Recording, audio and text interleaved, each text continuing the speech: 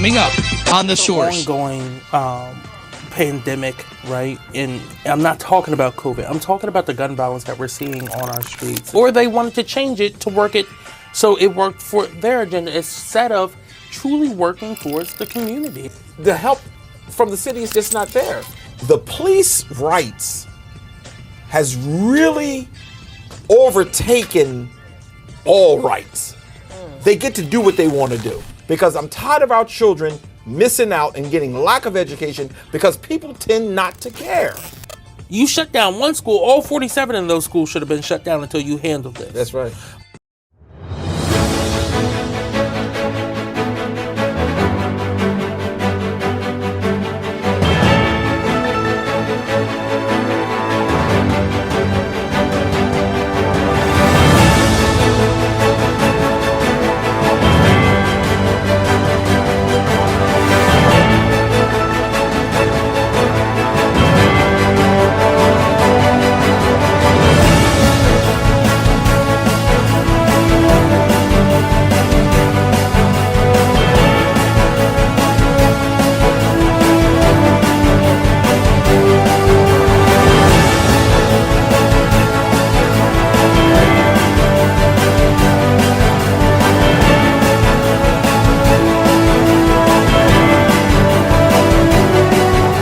Good evening, this is Dr. Curry. This is Kobe Owens. This is Shanae Darby. And welcome to The Source. Today I am just honored and thrilled that we have the brilliant mind of Councilwoman Shanae Darby with us today. Yes. Brother Kobe, she could not make it last week, but she made it this week. So we're just so grateful. And I want to say, before you even say anything today, welcome to the show, and we are delighted to have you with us. Yeah, I'm excited to be here. I was like, I gotta join the team. You know, y'all talking about some good stuff, educating the community, and just getting the community connected to the politics, what's going on. So it's good things, good things. Good. Well, that's good, and I hope you still say that 2 months later. Okay. Because sometimes it's not so good things, but it always turn out right because we're here being a voice for the community.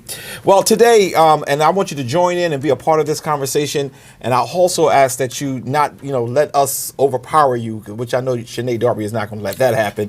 But I do hope that you will be a strong force in this conversation. But we always start off by talking about the city of Wilmington and what's going on with the crime as it relates to the shootings and things of that nature. Fortunate, we've been blessed not to have any real shootings in the city. The violence, I don't know where we are with that, but is there any feelings on that? Yeah, I mean, look, it's an ongoing pandemic, right? And I'm not talking about COVID. I'm talking about the gun violence that we're seeing on our streets. And that's something that's not only affecting the city of Wilmington, but it's hitting every community from Claymont all the way down to Delmar, in various different lights as well too. It's not just quote unquote gun or gang violence, how some like to write it off as. It's literally community violence. We saw what happened at a football game. Yeah. A time where you're supposed to enjoy that time, the athletes get to show off their skills and everything. It got interrupted due to gun violence, and 2 young kids, 2 teenagers were hurt there. You see what is happening up in Edgemoor. You hear about the stories that are happening down in Seaford, in Georgetown. It's not just a city of Wilmington thing, but when we talk about this, and all 3 of us here at this table having an impact on the city of Wilmington, we want to see what's happening here in our own city and what we can do to kind of curb that violence. So yeah, no, it's an ongoing trend. It's an ongoing pandemic. But again, I'm glad there wasn't any shootings in the city of Wilmington, but that we know of. I'll say it that way, because it has been, especially recently, right? Yeah. The News Journal has done amazing reporting that has shown that certain incidents, right, like are being reported differently. So, as far as we know, there was no shootings in the city. And what Kobe is kind of alluding to is last week we discovered that a lawyer had beat someone to death, right, in the city, and it was not reported until recently. So what happens quite often is that he's saying if the reporting is reporting, we don't know for sure if anyone was shot or killed or hurt, but the violence in the city is still needs a plan. And I'm going to stand on that, and I'm going to stand on that real strong. We need a plan so that we'll be able to help curb the violence. No one at this table, I don't believe that we can just eradicate violence totally. But what we do believe, if there's a plan, we can move forward to a better day, a more productive day. So, and I think, the unique thing about this show, right? We have someone here who is trying to work on a plan, right?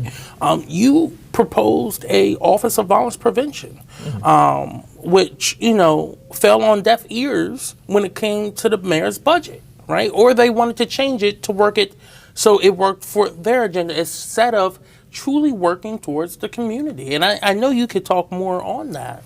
Yeah, so sometime last year, I was like, we need an Office of Violence Prevention. I was hearing about the great work that was happening in other cities and other states with their Office of Violence Prevention, where they were, of course, focusing on gun violence, but they were able to focus on different types of violence that people were faced in the community. And what made it very special was that instead of looking at it as just a crime issue, it's a public health issue. Yeah. Gun violence is a public health issue. Absolutely. It is connected to so many social inequities that exist throughout our city historically, currently, systemically, right? So how do we address that, right? And I think the city plays a role, and our role could be in the development of an Office of Violence Prevention. And like Kobe said, it fell on deaf ears. Wow. However, why? I think one, because it came from me. I'm not even gonna lie, and I don't align a lot with the administration. So a lot of times, if you don't align with people, they push you out and don't listen. I also think too that they have different plans and a different focus. So there was another council person who worked on a landscape analysis with this program called The Collective, which we probably can talk about a little bit more once we get into the ism part. So there is a current plan in place that is happening, that is being drafted right now in regards to what they think could happen to curb gun violence. But I want to go back to your initial comments. Should it matter that you don't get along with certain people in order for them to do what is right? Correct. It should not matter. I don't align with the mayor administration on a lot of things, but I reach out to them to collaborate, right? So I started the fees and fines task force, and we got accepted to this national program. They gave us $50,000. They want to work with us on fees and fines reform in our city, right? I asked the mayor administration to participate. It was a no. Wow. Right? So, listen, I know we don't align, but I know I got to work with you. Right? Yeah. And the good thing about it is you're still willing to do it, which It's speaks to always your open professionalism. doors. It speaks to your professionalism, but the professionalism is not always reciprocated, and that's a problem. And Kobe, as she was speaking, I was thinking of the fact that if we ever going to deal with the issues and the problems in our city, what has to happen is we have to take off of this whole thing of if you're not aligned with my team, Right. Because that's what's going on, and that's why people say, well, he got his 7, yeah.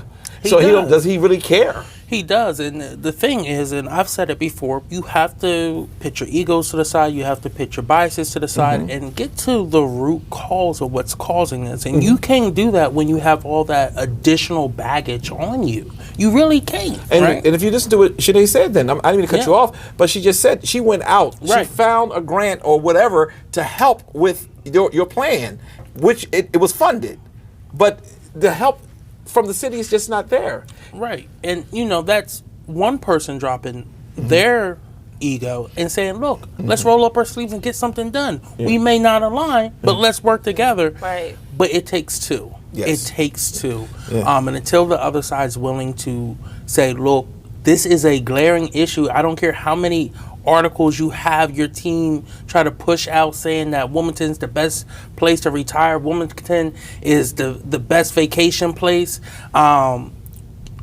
At the end of the day, we're still losing kids on these streets. It's still blood running through the cracks of our streets every single day. Almost. And people are afraid to sit on their porches. People are afraid to come outside. Their children, they don't want their children playing in our playgrounds. I don't know how this could be the safe as anything. Right. And I would look for, if I did not like Councilwoman Darby, so what? thank you for your plan. Let's work on it, because it makes me look good at the end as the leader. I say that here at the church all the time. As the pastor, the success, I certainly get complimented for it. Even for the failure, I get blamed for it. But in this case, this could have been a great opportunity for the city to really have engaged in something that would have helped the city. I agree. I agree. I don't know. Well, I'm gonna move on, but but one of the things you need to do when you're considering candidates for office, whether or not they are professionals. Because I know that people have always lived in this zone where if you're a politician, you don't have to be a professional, but you have to be able to work with a plethora of personalities. And sometimes people are just not going to always agree with you. And even though they don't agree with you, doesn't mean you have to shut them out and shut them down. What you really need to do is be able to work with everyone. And that's just what I believe. So I'm going to move on from that before we get into trouble. Not we, y'all, because I don't get in trouble. I want to talk a little bit about some of the isms that are going on in the city and state. Last week, we dealt with some of the racism that is found within several areas, and we really spent a lot of time talking about the Confederate flag down in Georgetown and the school board, I think it was, the school board president. But I want to start with Leopold. And the reason why I want to start with Leopold is because the police rights has really overtaken all rights. They get to do what they want to do. Yes. How do we get this addressed? Who's going to address this? And this is not a city issue. This is a state issue. Well, it's not just a state issue; it's a national issue. Okay. Well, I can't tell. Okay. All right. I don't. You know, Joey B. He be coming through here. We be having the traffic jams and everything. But no, I think. Look, when you're looking at policing reform and you're looking at the fact that the president is from Delaware, we could be a leading figure on what policing reform should look like for the rest of the nation, using the president's home state as that beacon, right? Right. But we have a lot of work to do right now here in Delaware, and that starts with who's in power, right? Who's in leadership in different power structures, and then what is the overall root of the bills that you want to introduce. Now, there was an incident that we talked about with a 17-year-old girl who had an officer sit on her back, and she sustained a stress fracture in her back. Now, why does that matter? In 2020, with HASTE, the Delaware Black Caucus, led by a bill sponsored by Nnamdi Chukwuka, passed a bill that says that we're banning chokeholds. But if you read the full bill, it says that, yes, they're banning chokeholds, but you can use chokeholds or any other maneuver that restricts your airway if you deem it necessary. So what's the purpose So of ban? that doesn't seem like a ban to me, It's not a ban. right? So now, talking with other people within Newcastle County, they're saying, well, technically, he didn't do anything wrong. It was a fight going on. He saw a girl standing by and grabbed her and used a maneuver he thought he needed to use. Because subjectively, he felt he needed to use it. Exactly. Now, this is going to be, one of the first cases, hopefully if the AG takes this case on, this will be one of the first cases that we have another bill that's going to go into effect. And that's Marie Pickney's bill, Senator Marie Pickney's bill that changed the use of force policy to make it less subjective and more objective. So these two bills go at each other. And we're going to see if this does make it to court, which, usually it doesn't in Delaware. But if it does, one of those bills are going to have to be ruled obsolete.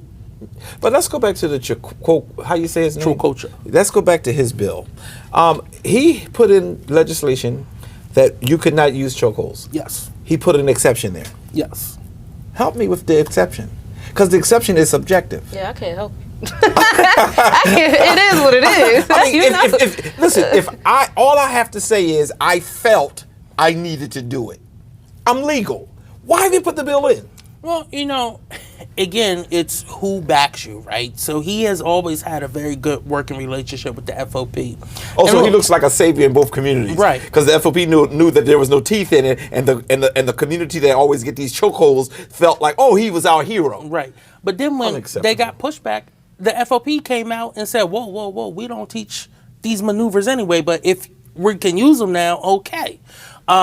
Which again causes even more work for organizers to now have to go to each individual oversight committee for those police departments. So if it's Newcastle County Police, we got to go to Newcastle County Council. If it's the Wilmington Police, we got to go to Wilmington City Council and the mayor's office. If it's Georgetown, we got to go to the racist Georgetown Council, which 3 of their members are Klansmen. So, that's what you have to deal with, and you have to be very careful with your legislation with the intent and the impact. It's 2 different avenues that you can go. You can have the best intent in the world, but the impact could be negative on a community you're trying to positively impact. I don't think that's blindly done, though. I think they know always. that, and what I mean, even when the bills are put in, people know they got to get support from certain places. It was something Shanae said, or Sister Darby said, and while she was running for one of the offices, she said, "Who fund you, run you." Yeah. And I'm learning that is becoming a part of my vernacular. I'm starting to say that a whole lot because as I see things and things unfold, I'm like, this is unbelievable. Mm-hmm. This is just simply unbelievable. Were you going to say anything on that, or? No, I'm good. You I'm okay? good. All right, she's careful. She's good. Okay, but I just want to make sure that we keep in the front the Leah board, because that has to be talked about. We are having issues with policing. I have a very good relationship with the Wilmington Police Department, to be very honest with you. Captain Counts, who is the person who served this area, and I are in constant communication. He's constantly coming through and trying to work with us. As a matter of fact, officers in blue, we're supposed to be here at East Zion Fair today because it's a national event, but that does not stop the legislations and what should I say, things that Leo Board permit them to do. Right. No, and it's not an attack on the police department. It's not an attack on anyone individually. Mm-hmm. No one's saying we hate the police. We don't need them in any capacity, right? We just want to make sure that we're using our police department in the most effective way, financially, manpower, right? And that the resources that they're using, they're actually trained to do those things, right? So that's what we're asking. We're asking just for a well-funded, effective police force, right? That's all. That's really what we're asking for, and to hold police officers who aren't doing the right thing accountable. That is it. People make it bigger than what it is. When you have these conversations, specifically for me, it's always, oh, you hate the police. You don't want police. No, I never said that. I'm saying we need civilian review boards. We need community response teams. We need office violence prevention, because office violence prevention, it's connected, right, in a lot of ways, and what we do and how we work together with the police department. So, a lot of times people who are watching us, not so much the seniors and our regular audience, but those who are critics, they forget one thing. We come from a community where you have to check the checker. Keep that in your spirit, all right? Check the checker. That's all when she say review boards, and it's like, okay, police are supposed to be honorable, right? Yes. They're supposed to do what is right. But when they don't, who's going to check them? Right. And they're not going to check themselves. And I serve in the Army National Guard. There's so many checks and balances for things that we do, right? That we can't fire a weapon without getting permission, right? Like different things like that. Like there are orders. There's orders. There's accountability. If I shoot someone and I was not supposed to shoot, or it was considered deadly or excessive, right? I'm going to get in trouble. There's a whole process. A lot of people get discharged, held accountable, rank taken away from them because of things like that. And that's the same thing that needs to happen with the police department. Right, absolutely. It happens in the military. Why do the police think they're exempt?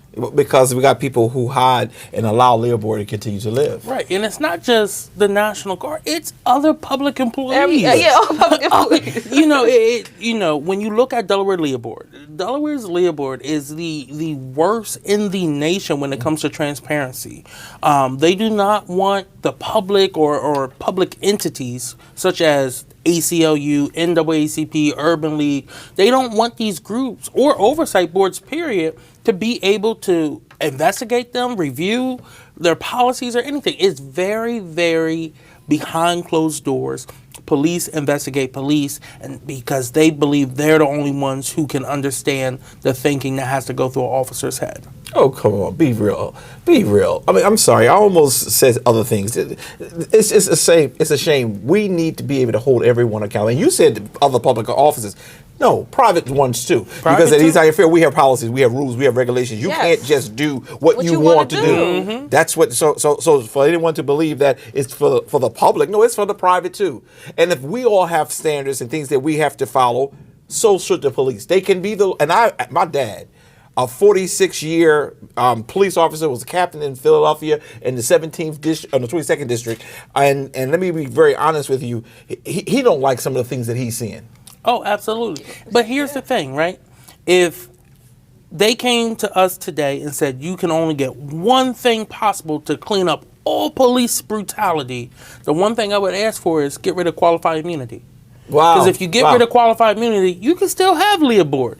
But get rid of that qualified immunity and allow individuals to start suing the officers who commit these crimes. Yeah, think twice. A lot of people will think twice about their actions and their conduct. They would think twice. As a matter of fact, for my seniors, and I'm always looking out for you seniors, explain what you mean by get rid of qualified immunity. Yeah, so qualified immunity is the ability, if I was to sue someone in a public office, a firefighter, police, I'm not actually suing that individual, right? I'm suing the system and whatever entity is backing them. So that would be, if it was Wilmington Police, I would be suing the city of Wilmington. And the city of Wilmington, if we settled on an agreement and I got a payout, that would be coming from taxpayer dollars, not from the actual individual that you're suing. So what you're saying is get rid of that and start suing the individual. Yes. It's interesting because, Shanae, I'm not going to talk too much in this area. Sometimes I know when not to talk,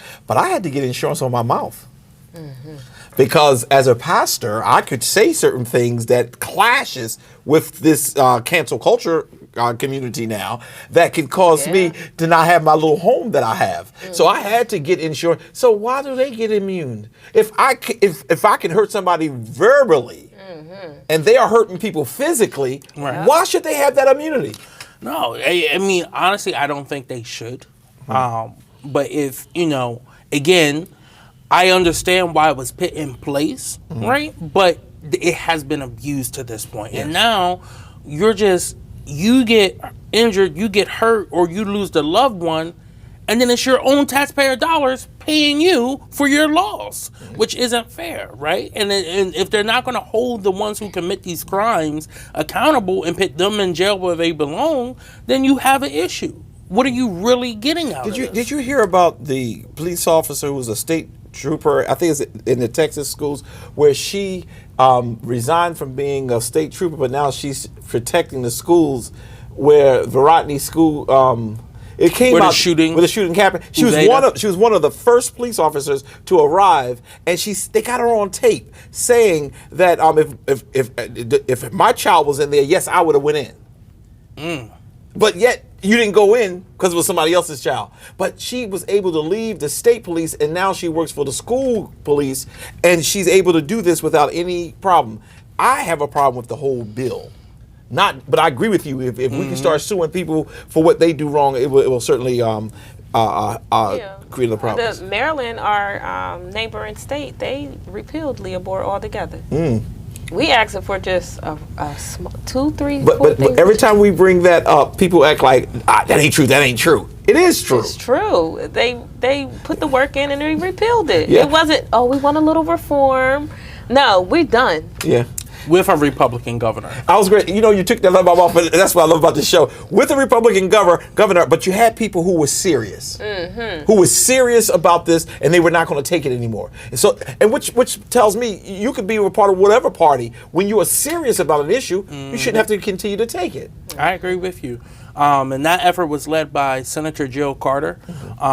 And, I think she did a wonderful job crafting that legislation and getting it through as well, too, getting the support needed. Well, I'll just say to those of you who are in charge of Leah Board here in the state of Delaware, and they happen to be African-American people, I hope that you would start taking an account that our young people are, not only young people, our old, everybody is just suffering because there is no true leadership within the police departments. How many of them is it? 50. In the state, gee whiz, all these police departments in the state of Delaware, we need to make sure that we holding them accountable. I want to jump to something else before we run to the end of the first segment of the show. It's busing. I brought to you all attention about 2 weeks ago, and then last week I also shared with you all that we have to deal with the busing in our state. We have children who are leaving Wilmington at 6 o'clock in the morning, not getting to school until 8:30, supposed to be there at 8 o'clock. Some children are not getting picked up because of a person on the bus route calls out, the bus driver calls out, then they don't get picked up at all. They are on corners, cold, sometimes not able to get the breakfast they're supposed to get when they get to school. It's too much happening, and somebody, starting on the state level, that's not a city issue. I'm tired of hearing city council members, sorry, ma'am, tired of hearing them talk about they're going to do something with schools. They have no power as it relates to the school system, the busing, and things of that nature. That's a state issue, and our state legislators and our state senators, we have to address this, because I'm tired of our children missing out and getting lack of education because people tend not to care. Unless it's a shootout. If it's a shootout on the bus, then we're going to put our attention in it. But children's education matters to me, and I think we have to start taking that serious. That we can't just let our children they be hungry in school. That's why they get agitated. Excuse my word for B. They get there late. I mean, one parent shared with me in 1 week several things that occurred, and all of them was negatively affecting her child's education. Yeah, it's a problem, and I think it's really connected to how our schools are district, right? So we have a lot of kids who have to bus out of the city to go to school. So that's where you get on the bus at 6:30. You don't get there till 8, right? Those things. So I think it's really connected to our redistricting, and I know that conversation has been a conversation forever about redistricting our kids in the city of Wilmington. So that bus ride, it could be either a short one or a walk, right? And I don't even know where the conversation is now. I know we're suing the state. Yes. I know a lot of things are happening around education.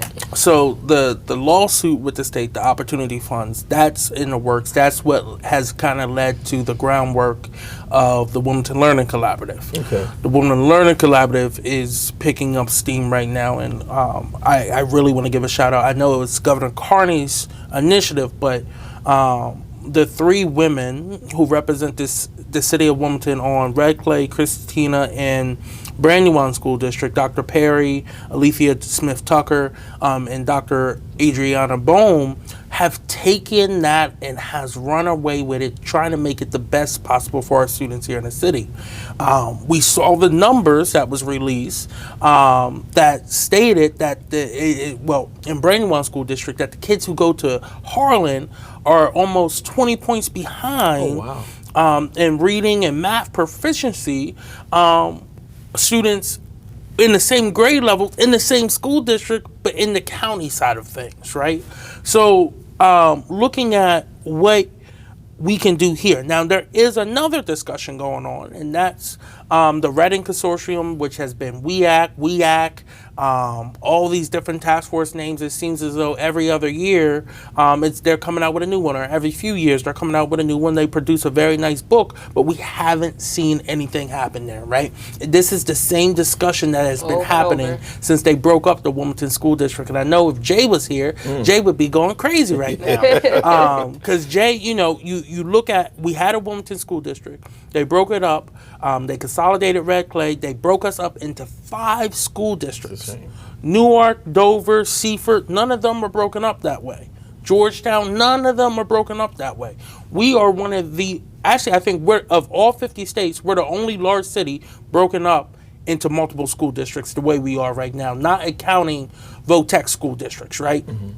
So we're broken up in 4. We have a non-continuous school district in the city of Wilmington, which I think there's only 3 of those in the entire nation, and they bus kids all the way out to Newark, down 95. You have another school district where we're at right now, Colonial, that doesn't even have a school in the city. None of our city kids in that area. They're not even a part of the Wilmington Learning Collaborative, right? That's They're the one not. that's missing. So why? I think we need to just put the Colonial Wilmington kids into the other 3 districts for right now until we can come to a plan. I don't know if the answer is a Wilmington school district. I don't know what the answer is. I think that is the answer. That is the answer. Right. I think. I think because if you put a Wilmington school district, then it will force them to put a high school in the city, because we got some buildings where we can do that. And then we have elementary schools here. I think if you have one, and if we got to bus slightly to certain areas, because I walk to school. I'm sorry, I didn't get bused to school. I walked. So I think we need to bring back our, and that'll help our communities too, and it will also pay the people appropriately. Yeah. because that's going to have to be a part of it too. But I think the Wilmington School But District. when you say would be the pay answer. the people appropriate, this is, people who say that sometimes it's like, oh, they do get paid. No. These teachers don't get paid enough. Look, Right. I have my little nieces and nephews doing virtual school for a little bit during the pandemic. Trust me, you can't pay me to go into a classroom. These teachers are overworked. Their classrooms are way too large. And it's not saying the kids are bad. It's just saying kids are kids, right? Kids are going to act up. Kids are going to feed off They the come with a energy lot of of other issues. students, right? Right. And you're asking one person when, some of these parents get babysitters because they don't even want to deal with their kids for so long. You're asking one person to look over 20, 30 kids for 8 hours a day almost, and then expect them to be fine with it. No, they need better services for our teachers. They need to increase the teachers' pay, not the administrators. Sorry, any administrators Well, they looking, doing y'all pretty get paid good. Yeah. But the money needs to hit the classroom. Yeah, and it starts with Yeah. downsizing because classrooms should not be more than, I think it was 18 to 20 children, Right. In order to have effective learning. But let me just say this to you: I am I got my undergraduate degree is in elementary education. I wanted to be a teacher because I so loved Miss Fletcher and a couple others who were just outstanding teachers in my life. I did student teaching, and you know what I said? I'm going to stay in school and get my master's degree so I can become an administrator. Right. Because I said I can't deal with this. Not because you said because children will be children. It's not even the children. But why subject a teacher to 30 children Right. who come with different issues? It's not always of their own doing. Sometimes it's because they may have really horrible living conditions. No food, lack of medical care. It's so many things that causes, and then it is dumped right into the school. Just go to school. Just go to school. But how do you handle 30 children with 30 different issues? Yes, and then the pressure on teachers to meet standards, right? Yeah. So I taught ninth grade math at a Philadelphia High. It was Thomas Edison Yes. High School, Yeah. predominantly Hispanic school. It was some African Americans there. They wanted me to teach pre-algebra in ninth grade. They didn't know multiplication, Wow. long So the division. foundation they didn't So have. I had to go to the foundation, Yeah. but then they're asking me why I'm not meeting my measures. What happened to the other teachers not meeting the measures for them from K through 8? Yeah. They weren't meeting Yeah. them. They were just pushing them along. And literally, out of that ninth grade class, let's say there's 100, only like 5 really passed. Wow. And they pushed them forward. Wow. So then now they're in 10th grade trying to learn algebra. But they didn't get the foundation still. So Right. it's like, I couldn't be a part of it. I knew I couldn't be a teacher after that. I said, oh, no, you're expecting so much out of me, but then we're not thinking about what's happening beforehand, the societal issues, the home issues, all of that. Yeah. The culture was not for me. Yeah, and it's just a sad reality. But ABC teach me how to form a word, and then as I learn to form a word, it teaches me how to form a sentence. And then, but if I forget the ABCs, I will never know a real word. So at some point, we do have to pay our teachers better. And I think the answer is we need a Wilmington school district, and we need it to be funded appropriately, even some state subsidized, because if you just go off of the income of a lot of the residents here, not income, but the housing, the property taxes, you may not be able to get the quality teachers that we really need in order to be committed to our children and to keep this classroom sizes small. Because again, I'm not interested in 30 children in one classroom. I think even then, you still have to incentivize teachers, the good teachers, to want to come into the city of Wilmington as well too. So one of the things that I've been very very big on advocating for is workforce housing, right? How can we have a mortgage deferment program or a mortgage reduction program for those teachers who come in and do the work that's needed to be done in our schools, right? Well, if you stop beating up on your mayor, he'll give it to you because he knows about all the real estate stuff. He'll give the teachers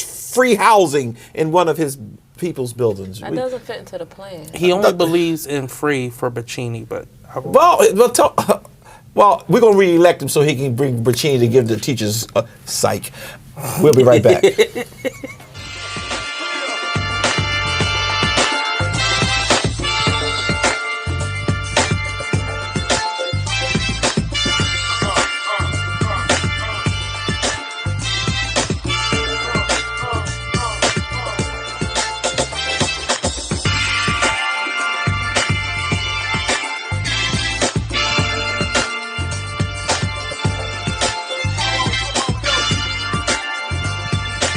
And we're back. Listen, we have, in my opinion, Sister Darby, we have a corner called the Kobe's Corner that I love so much because he brings so much to us. He don't keep us local. He takes us all around the world. Right. So I love that. So we're gonna get a corner named after you. I don't know how we're gonna do it. We're gonna call it Shea Street or what? I don't know what to call it, but we're gonna get something for you too. But right now, let's jump over to the Kobe Corner and let's see what's going on. Yeah, so first I want to talk about what's going on the federal level and then kind of work my way down.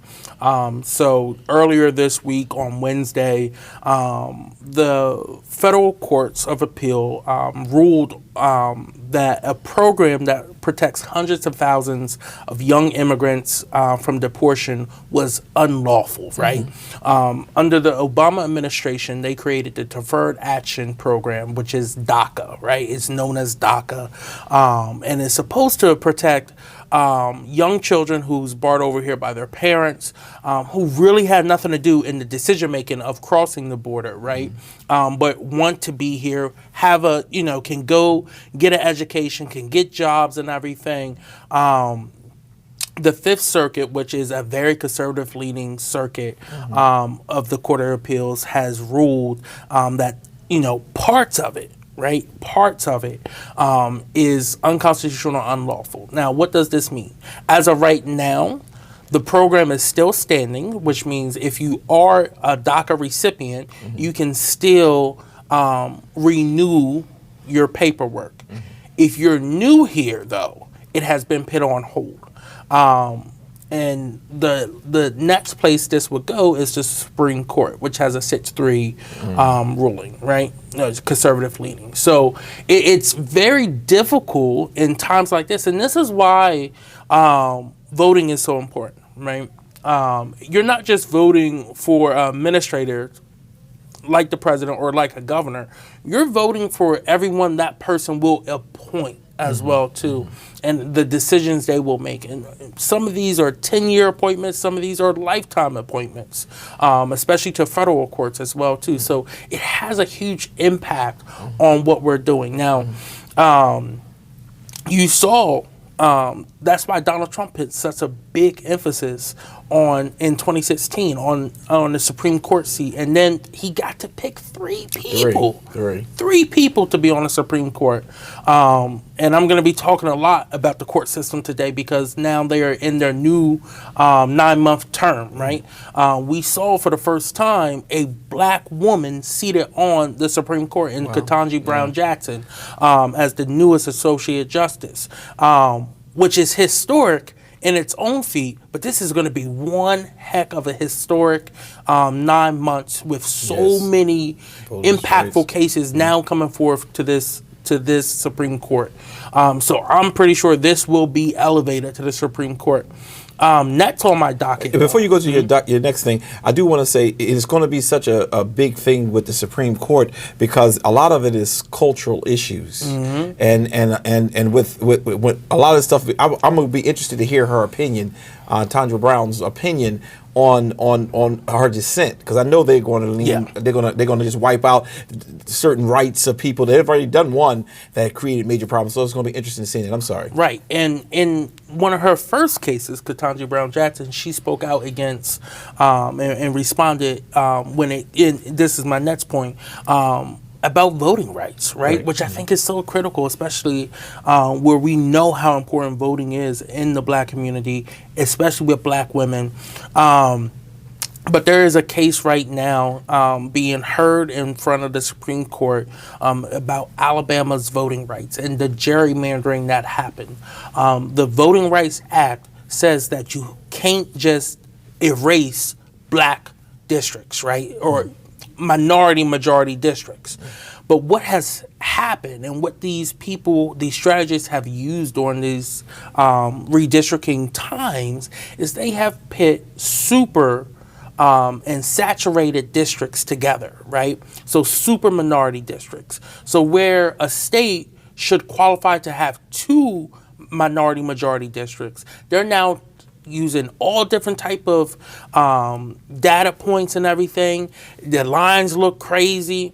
to put all the black people in one district because they know that's going to be Democratic. Now, you look at states outside of Alabama that has done this. Louisiana, which has one, it goes from Baton Rouge all the way to New Orleans, right? Where those two cities could be broken up and anchor two of their own congressional districts that would pretty much be about 58% and 59% Democratic each way. But because the Republicans are in charge there, they don't want that, right? You look at South Carolina, where they have put all the black people pretty much in that area in one district, District 7 there. And then, of course, we go back to Alabama. So in Alabama, there is an ongoing lawsuit there that is being heard now. Based on some of the comments from those oral hearings, it seems as though there's sympathy towards Alabama for this case, which means it will probably come down to another 6-3 decision. But I think, the key here is continuing this fight and not letting the VRA fail. But this also should be fire under Congress's butts to get a new and updated VRA done that protects minorities from being super packed into districts and diluting their voice on the federal level. Yeah, okay. But, again, as we go forward with that, right, we only do redistricting every 10 years. We already know that in North Carolina, they're getting all new districts yet again. It took them 6 years, so not until 2018 last time, till they had to get new districts from their 2012. And then they redraw the districts in 2022. And we already know that they're going to only use these maps for 2022 for the 2024 election, and then 2024 they're supposed to have all new maps. It's happened in Pennsylvania as well too. So it happens all the time, but again, they hold that power for 4 out of those 10 years now, and a lot of damage could be done in that time. So that's why this is so important. Why it's so important to make sure you get out the vote, not just for president, but for the local level, because it's your state legislators who dictate what your maps look like. Absolutely. Also, there was a protest on Tuesday about the switch to Medicare Advantage.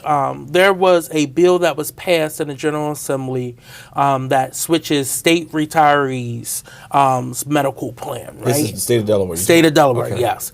To Highmark Medicare Advantage, which goes against their negotiated benefits packet. Now, there is a group that has formed called Rise Delaware, right? And it's made up of advocates, state retirees, and former lawmakers as well, too, who are saying, wait, how did y'all change this? Why did y'all change this?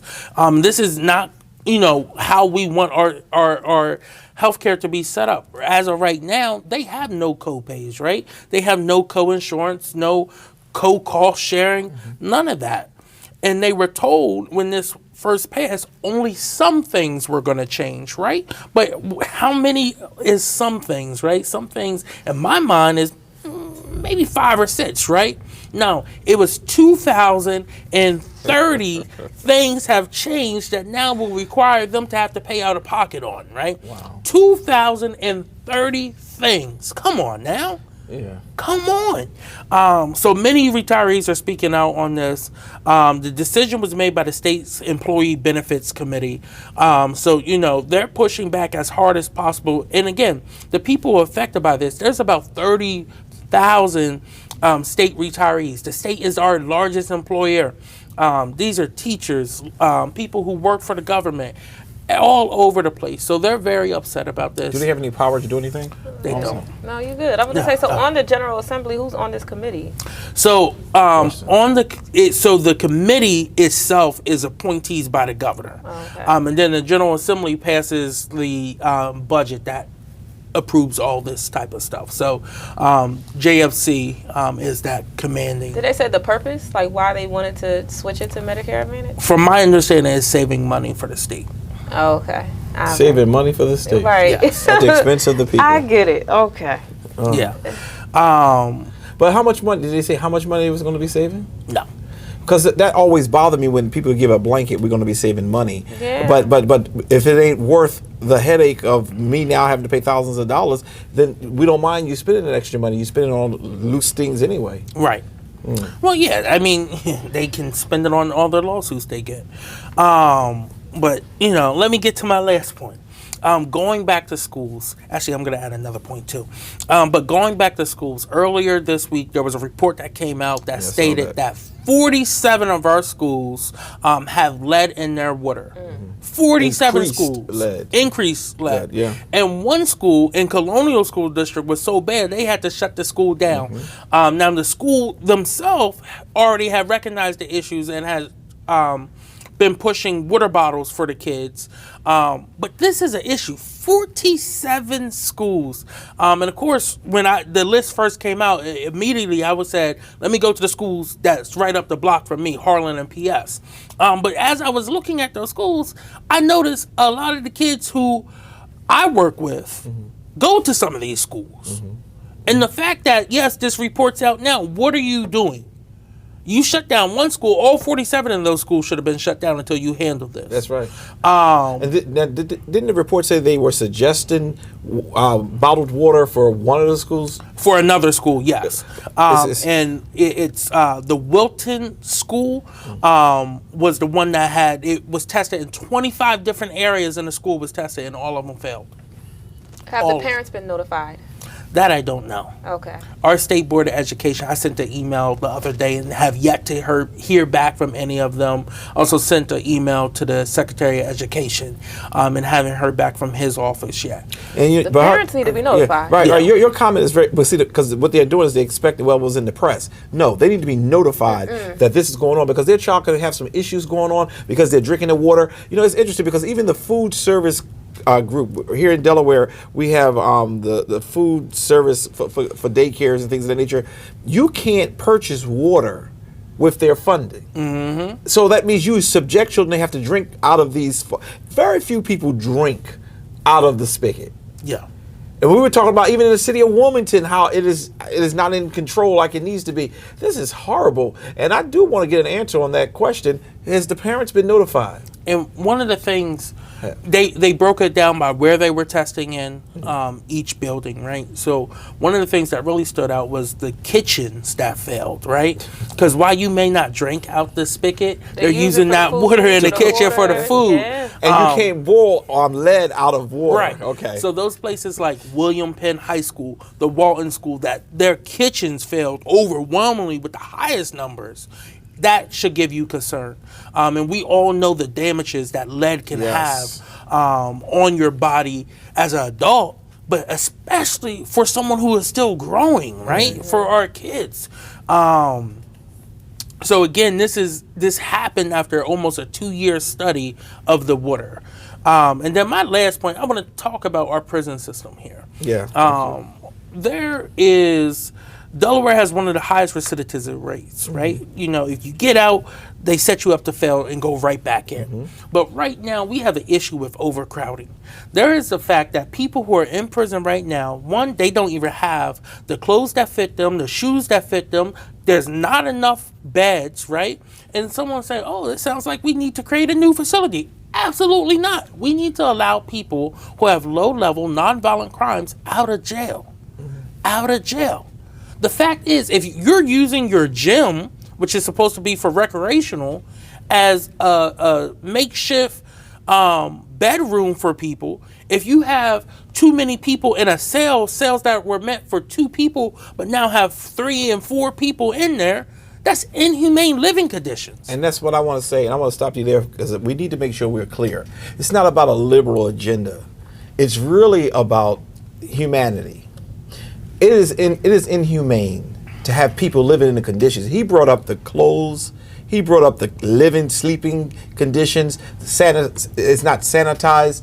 We should not be at a place where we're not sensitive to the needs of other people because we live in these nice houses, because we're free. And listen, we are not sure, and this is where your other part come from, whether or not the persons who are in jail are guilty of the crimes that are charged. Right. And what happens is it doesn't matter, because once you get into that system, you're treated all in the same system. So even if you had even if the person had the attitude, well, they shouldn't have gotten in trouble. Maybe they didn't. You ever heard of a term called racism? You ever heard of that term before?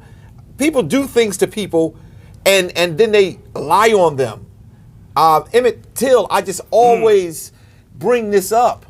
He was lied on, and it was when the woman was dying that she told the truth. But no, she's still alive, and she could be locked up too. Oh, she's alive? I thought she died. No, she alive. They found her. Pulled Black up at Twitter found her. They pulled up at the nursing home the other day. Lord have mercy. See, I was like, No, Black and Twitter I even found just lied. Like, black people were targeted. They take certain Absolutely. behaviors that we do and target. So, like, even like marijuana, we smoke marijuana at the same rate as any other group of people. However, we're being targeted more for that specific crime, right? So it's not like we smoking more than anybody else or selling it more. We're just being targeted and more policed. So of course, it's going to be more of us in prison. Even for things that are deemed criminal, right? Like, you know, so it's deemed criminal until we can make some profit off of it. Yeah. But go ahead. Right now, right, as of December 2021, Delaware, black people in Delaware make up 22.1% of Delaware, right? Yeah. We make up 60% of the prison population. And of that prison population, 63% of the people waiting to be charged for their crime are African American. 63% of those people, right? So it's not just racism, it's the fact also in our criminal justice system, it's not about the crime you committed, it's about how big your bank account is, right? It shouldn't be a crime to be poor. No, because that's an added crime. That's right. It's an added crime. Look, but you know, that's how our system has been set up for decades now. And everyone wants to talk about criminal justice reform, prison reform now. Let's get to the root of it and say, y'all messed up. Let's start changing this with haste. Yeah, we can't and wait I really another wanted 3 to decades. make sure I shared that there are people who are insensitive and they just say, well, they were in jail, that who cares how they're treated? I do, because everybody in jail is not guilty, and there are people who've been targeted, I like your language, who really had nothing to do with certain things, but the people lied on them, and they didn't have the money to be able to get good lawyers, and they ended up in the spot that they're in. But somebody has to be the voice for them as well. Yeah, and the very foundation of the criminal justice system is to target black and brown people. So I just started slave chasers. It's embedded in racism. It's embedded in classism. There's a movie on Netflix. It was a book by James Baldwin. I think it's If Beale Street Could Talk, I think it's called. And it talks about, based in the 1970s, this very same issue we're talking about today. And as I didn't finish watching it, as I'm watching it, I'm like, what has changed? What has changed? Nothing. He was accused of a crime he did not commit, and he never got out. He stayed in jail. But y'all have messed me up, telling me that woman's still living. Yeah. Yeah, she's alive. Y'all have messed me up. So, they pulled up, literally. They pulled up at the nursing home, and it's like, she needs to get arrested. She does, and needs to go to jail. I don't care if she's old and wrinkled. I don't care or how not. old she is. That's right. If you did wrong, and the mother had the casket open. I always think of Emmett Brown, not Emmett Brown, but Emmett Till. Whenever I talk about everybody is not guilty because they were charged with something. We'll be right back.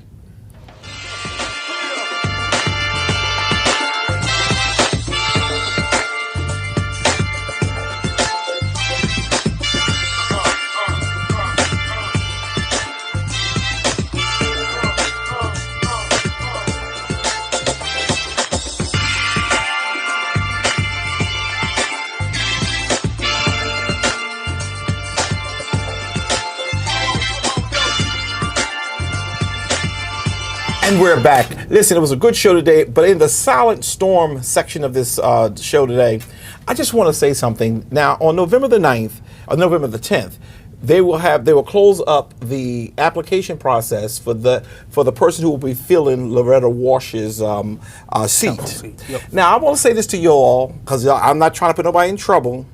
But first of all, Loretta would have never resigned if it wasn't already deemed who would be her replacement. That's what I believe. Number two, since they already have her replacement, it has to be agreed upon by the mayor.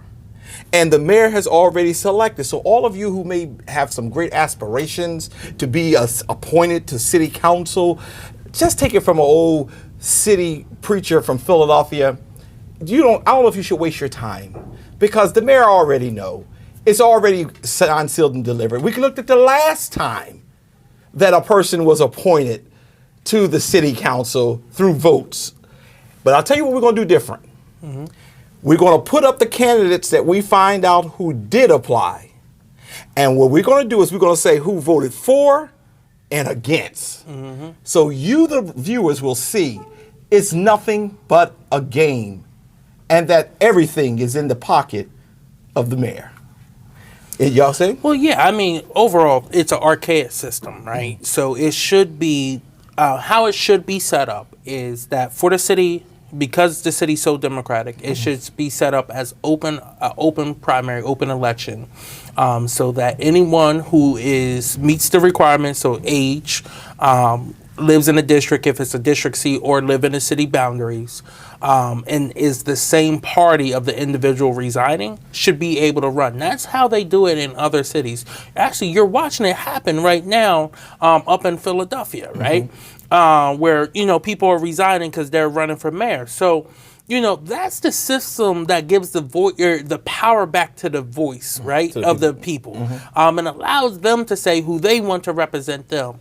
And this is something that was talked about and has been talked about.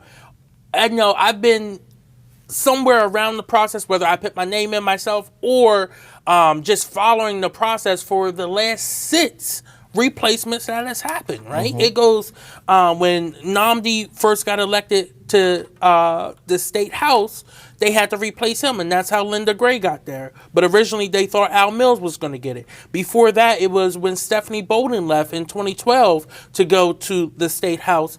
Eric Robinson got that over Darius. Before that, Steve Martelli left. He got a job with the federal government, and Tracy Schofield got pit into that position. Then Campbell Hay got to pit in and replace Gerald Brady, who resigned. So it's just not Gerald Brady, Gerald Kelly. There's been multiple times this has happened, and each and every time they say the same thing. Oh, we're going to change it before the next time this happens. Even when Rashima resigned from her position, the whole push around it was, oh, we're going to change this system. We're going to change this system. Even Brigida Fields went as far to draft a bill and go around and call out all the other city council people for not supporting it, but then never pushed it. Yeah, well, I'm going to say this. I don't want to cut you off. You going to say something? You're good. I will say this. That's why they don't like you, because you got too much history. And I will say this, very clear. You know how you can shake it up? My opinion. Since they took all the power from Trippy. They took all of, and I ain't no fan of anybody. They took all the power. Hanifa did that. They need to let him appoint. Yes. Mr. President, the mayor got 7 votes. One of his 7 is now gone. You appoint one so you can get closer to being able to get your agenda filled. If they did that, I'll treat everybody to McDonald's. You know they like Popeye sandwiches. Okay, Popeyes. And this is the end of the show. So what I'll say is, look, it was a great time being with you all today. We're just getting started. But next week, we're going to come back to this exact topic, and we're going to expose all of those who decide to go along. This is Dr. Curry. This is Kobe Owens. And Shanae Darby. I'll see ya. Take care, y'all.